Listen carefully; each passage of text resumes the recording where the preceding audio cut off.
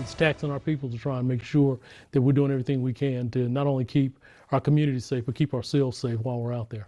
Homicides have just skyrocketed throughout the Piedmont Triad and across the country during the last few years. Our city's coming close to or setting records they don't want any part of. And when the rates started rising, veteran law enforcement officers compared it to the 1990s.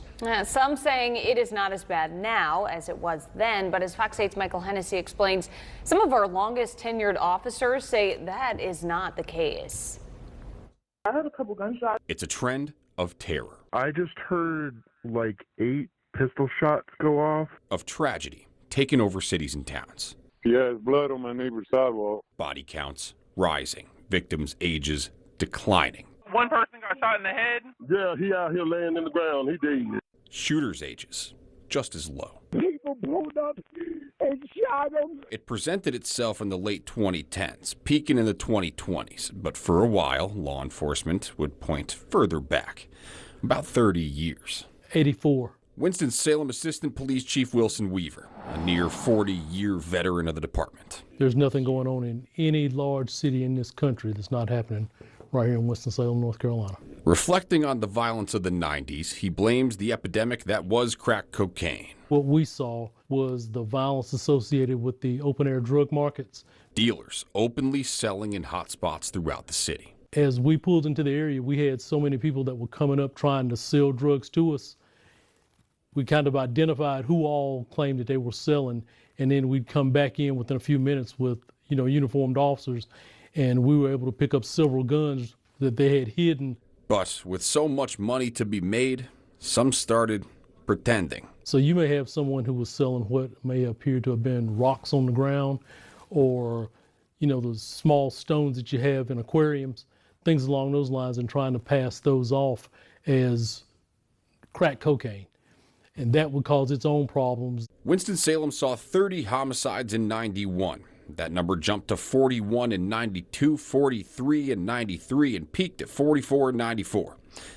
But in 95, it dropped by 20. We were able to have enough presence that people would think twice about engaging in some type of gunfire then. Greensboro hit 35 in 91, 36 in 95, and 35 again in 97. In 2011, Greensboro hit 41, 2017, 45, and an unwanted record in 2020, 62. I think it's worse now. In the mid-90s, most of the violence that was going on was occurring in those open-air drug markets. Winston-Salem hit its record of 44 again in 2021.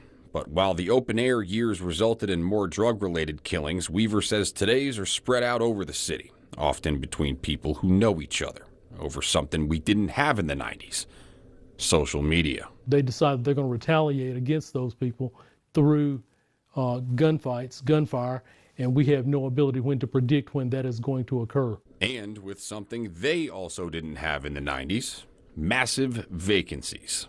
We could flood that area with people. We don't have those people to flood that area to. High Point's record has been 20 homicides for nearly 30 years, in 94 and 97. In 1997, High Point started the Violent Crimes Task Force. Then the city's numbers dropped as low as 2 in 2013, in the middle of an 8-year stretch in the single digits, but jumped again to 18 for 3 straight years from 2017 to 2019 and hit 20 again in 21. The gang and the robbery initiatives. Still, High Point PD says overall crime is down, and they think they know why. It's not solely about putting people in jail for the things that they've done.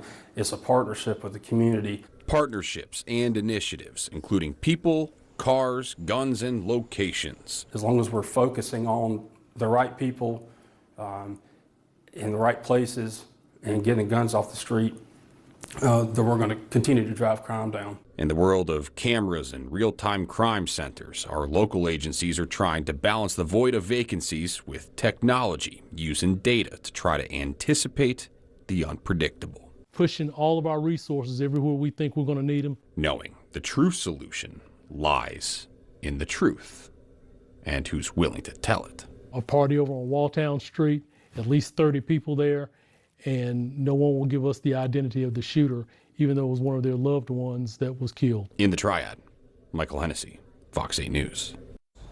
And both Greensboro and Winston-Salem say they are working on new initiatives and prioritizing calls. Winston-Salem PD will change its deployment schedule in August, trying to focus on peak hours, which tend to be between 4 and 10 p.m. Well, stick